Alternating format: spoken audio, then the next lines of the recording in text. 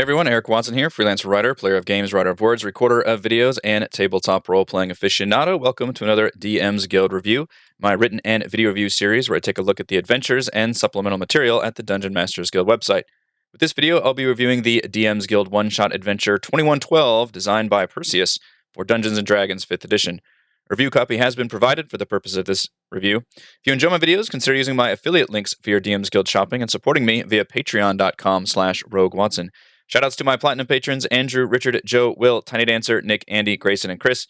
And Gold patrons, RPG Papercrafts, Charming Grenade, Pretty Boy Numa, Marcos De Vicente, Gilberto, Shane, AK, Cert2B, Adam, Dead Lizard Lounge, Sam, Arash, and Lumpy Spuds. Thank you all very much for your support. Now, in my time of reviewing DM's Guild adventures, I have reviewed adventures based on classic literature, like Shakespeare, based on history, based on fairy tales, based on other adventures, other D&D adventures. Never have I ever reviewed a DM's Guild adventure that was based on a prog rock album, specifically the 2112 album by the band Rush, I believe was released in the 70s. Now, I do like Rush, but my knowledge is probably about as much as the next person. Like, I really dig Tom Sawyer and Limelight, more of the, I think they call those radio-friendly tunes, more the mainstream stuff. I have not really dug deep into the Rush discography, and I did when I was reviewing this adventure, and it's friggin' awesome.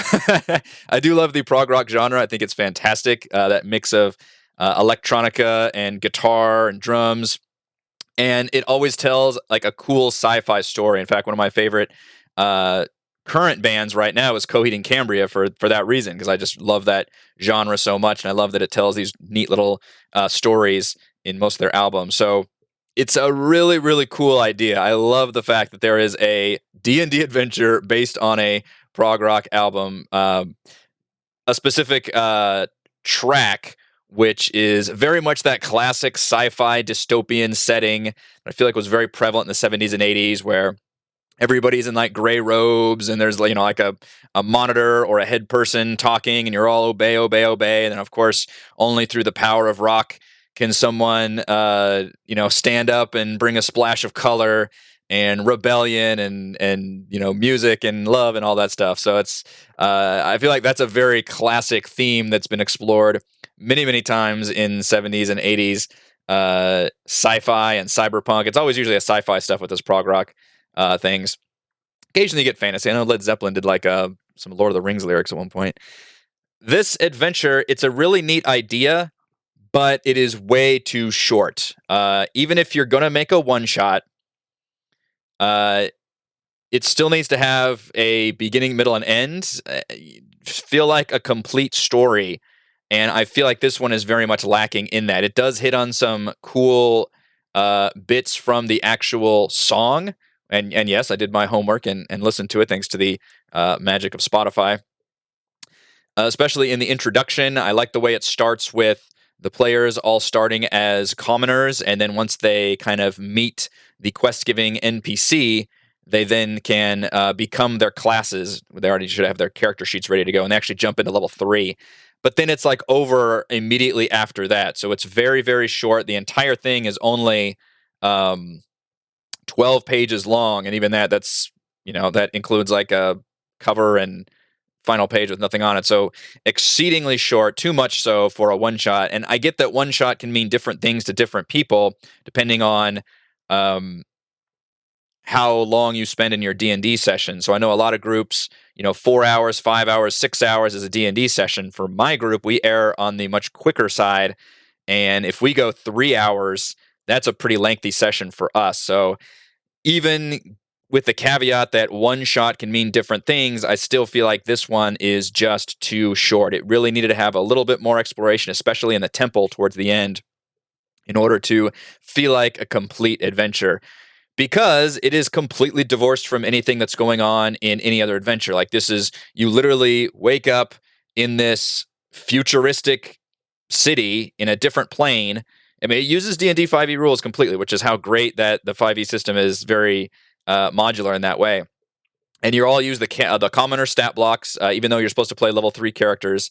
And you're in the city of Megadon, and everybody's got gray robes on, and the priest comes out and proclamates about how they keep everybody under control and all this, and you live in this village and everything. And then this person comes up and has discovered an instrument, which is all part of the story in the song. Has discovered a guitar, and begins to play music, and everybody starts feeling different. And then of course the priests want to stamp that down. So this is part of the kind of intro social aspect, which I think is kind of fun if the players engage with it, where the priests send a guard after that poor person, and then hopefully the players can defeat the guard or talk them out of it or do something. And then they meet the person who had found it. And yes, all the different NPCs that you find are the band members of Rush, basically. Alex, Neil, and Getty, Getty Lee. So I thought that was a pretty neat little Easter egg thing. So they meet Alex or Alexis here, and then he gives them the hint that they should go into the temple, which apparently nobody's done before. Very much this like old school, like Conan, just giant temple thing. And I was looking forward to a, mini dungeon. Again, this is a one-shot. You can't do much with it, but at least a very tiny little dungeon crawl to go in and just kind of check boxes off on like, maybe a puzzle, maybe a trap, and all this kind of stuff. But really it boils down to you do one kind of little puzzle, which is very easy, but I would always rather have my D&D puzzles err on the side of simplicity rather than complexity, because of just the nature of D&D. And you want your player, especially if it's a hard, main quest blocker, you want your players to be able to solve it. So don't be too clever. And I think this does a good job of that. It says there's the hint that you're supposed to spell out control, which is something that the priest says a lot during the opening. And obviously the letters are all right there, so it's pretty easy for the players to figure it out, I would hope.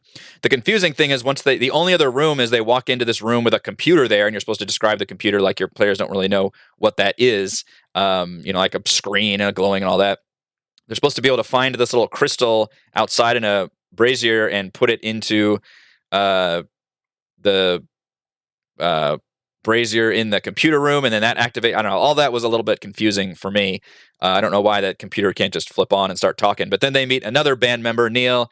Rest in peace, Neil Peart. Just recently passed at the time of this review. Literally passed like last week, I think. Legendary drummer, one of the best drummers to ever grace this universe. Neil Peart of Rush. So you meet Neil, and he gives you the quest to basically defeat the temple guards. You have to take that crystal to a certain place, lay it down, and then you just basically do a series of combats. And here is where I felt like it was really missing like a middle section, because getting into the temple is nothing. Like I said, it's that one door, and that's it. You walk in, you meet Neil in a vision. He takes you to what the place should look like, and then you figure out you just have to defeat Father Brown is the name of the head priest honcho. But all that happens after that vision is you fight a couple of temple guards, which are, as far as I know, just the guard stat block. AC 16, 11 hit points with a spear. I think that's just a standard guard. And you fight them, and then you fight the boss, which is a mage. Never, ever, ever, ever, ever, ever, ever, ever, ever, ever put a spellcasting enemy by themselves against a party. It's never going to go well. I don't care how powerful that spellcaster is. First of all, the action economy is always going to be against you. So in general, I would never put bosses by themselves, ever, unless it is a legendary boss that is way stronger. Then maybe the balance works out, but they need to have those legendary actions. If it's just a normal enemy that's like just slightly higher level than, and it's not even here, it's CR2 mage. It's actually a weakened mage is supposed to be the boss battle. So I don't know, very dissatisfying. I would at least put a couple guards there, or combine this fight into one fight, put the temple guards and then Father Brown. But even then, that's the climax. It happens right after they get the knowledge of, hey, you got to take this stuff down. And then immediately they basically fight these last fights. There really needed to be a couple more rooms in between of exploration, learn more about what's going on here. Granted, it is a one-shot, and you've put them into sci-fi, futuristic, dystopian world, so you can't, you don't want to go too far deep into the lore or what's going on. And I think that's kind of part of the appeal of doing this kind of thing, is that players don't know what's going on. They've just been thrust into this hellscape of a dystopia. So that can be part of the appeal, but this dungeon needed to be bigger. And this is the one map we get, the one little top-down map, which is the little PC room. And then we get this weird kind of isometric graph side cut view, which points to different rooms. There's a storage room and a library, but none of this is actually used in the dungeon description. Like, it's just meant to be they go in, they hit up the PC room, and then they hit up, and then they just fight. Like, there's no, I don't know. It's like this was designed maybe first, and then later we just missed out on having the library and the storage room be actual rooms. I was very confused by this when I saw this map, because it points to the temple as being a bigger dungeon, which is exactly what I wanted. I wanted it to be slightly bigger. I also wish we would have had a battle map for the actual final climactic battle, because if the priest is still chilling out on that ledge, which I'm not sure why he would be, because you're supposed to be going in at night, that would be a kind of a cool scene for a final battle. But there needed to be something a bit more, especially if the party is level 3. Having a weakened CR2 mage as the final boss, you really need to have other things going on. Some kind of environmental thing, or give the mage some kind of extra special magic item he can use, or put some guards in there. Like, something's got to give. And I know that combat is what's going to take the most amount of time, and you usually want to end your one shot with a big climactic battle, because let's face it, D&D is still primarily about combat, even though, you know, we like to do role playing and other things too. So if you're going to have a big climactic battle at the end, you don't necessarily want to throw in a whole bunch of little skirmishes in between. So that's why I would have liked to seen more broken down, like, exploration of the actual temple itself, learn a little bit more about what's going on, maybe have I don't know, some kind of a another puzzle they can solve, or a trap they have to evade, or a secret door they can find with some extra loot in there. Just something. It really feels like there's a solid, like, 2 or 3 pages missing from this adventure that really would have helped it come together, because I think as is, the designer has done a pretty decent job of balancing it out between social, the 3 pillars: exploration, role playing, and combat. It is quite railroady and linear, which, as a one shot, again, I'm going to forgive a lot of that, because you're trying to just get through things as in a very limited amount of time. So I totally get that. Which is why I think it would have been nice to have a slightly bigger temple dungeon, because that would have given the control back to the players after we just kind of did all these things outside with the person finding the guitar and then having to stop the guard and doing all that. They're just reacting to things. Once they make it into the temple, now the players really have the keys to the adventure in terms of what rooms they're doing and what they're interacting with. So I think that would have helped a lot more and helped pull it back from being a little too railroady. So it needed a little bit more work. The boss fight needed some tuning, and more importantly, I think it needed to have a few more rooms or things just in the way for players to do. Otherwise, it's just very, very short. I also take umbrage with the epilogue, because, again, this is a one-shot. It's a sci-fi adventure in a completely different plane. Just wrap up the story. You don't have to say you get to choose what happens next, like, do the elder race returns because you bring down the shield of Megadon, like all this crazy shit. Like, I'm not going to continue this adventure. Like, this is way too short. It should be self-contained. That's what I was looking for with this thing, especially when you put me on a different planet or dimension or whatever. Just go ahead and give me a cutscene for the return, and we can end. The impetus here is we are playing all of these random ass characters for just this one adventure. Now, technically, if people like these characters, or you want to use them in another one shot or continue on, then they can teleport back, which I think I actually does mention that you could go to the Sword Coast after this. Megadon City is part of another plane. But just wrap things up. You don't have to leave it open like that. We're not going to continue in this crazy, like, sci-fi universe with the most barest amount of information about how everything works. That's way too much work for me as a DM.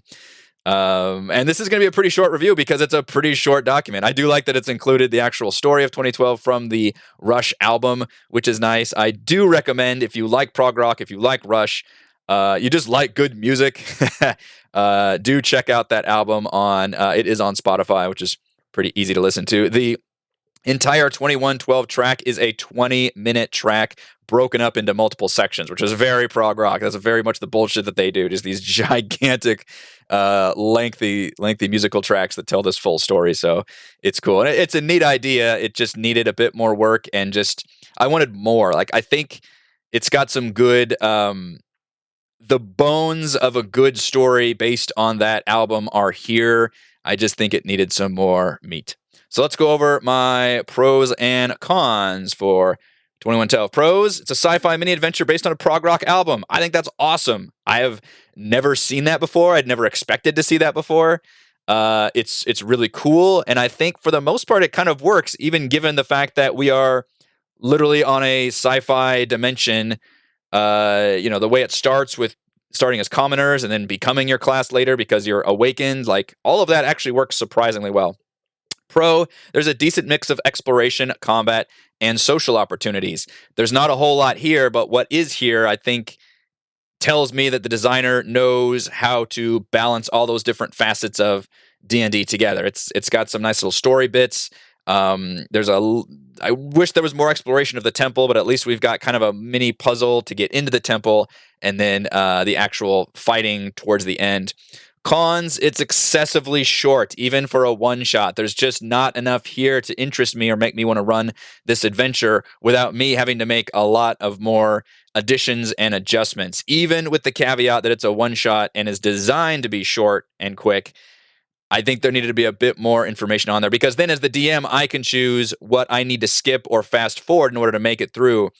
Give me more than I think I need, and then when I'm running the one shot, I can then skip stuff and make it work. Don't give me less than what I need, because then I need to come up with more things for the party to do. The other con, something I didn't really touch on, is that it's actually kind of poorly written. And I don't mean narrative-wise, I mean structurally. There are a lot of grammatical errors. There are some sentence fragments. There's even some straight up like misspellings and like odd random capitalization. It's just, it needed an editor. It needed a once over really badly. Some of the way the things are written is very awkward. So for example, someone brings a curious find before the priests, some sort of instrument. They proceed to break it to pieces. This hurts for some reason. The finder leaves the temple. Those are all sentences. That's very, very awkward to read. And so it kind of very much does the opposite of elevate, what an adventure that needed some help in that regard. And usually if it's one or two problems in an adventure, I will just kind of dismiss that as, well, this will happen, human error and all that. But if there's several problems, I'm going to point it out, and especially the ratio isn't good here because it's such a short adventure, so any amount of grammatical errors and typos and those kind of things are going to jump out even worse because they're just going to be there that much more prevalent. Final verdict. A one-shot adventure based on a rock album is an excellent idea, though 2112 needs a bit more meat to be worthy of the legendary band. Thank you to everyone for watching this video review. You can see my written review at roguewatson.com. You can support my work at patreon.com/roguewatson, and you can follow our own D&D adventures here on my YouTube channel. Thank you.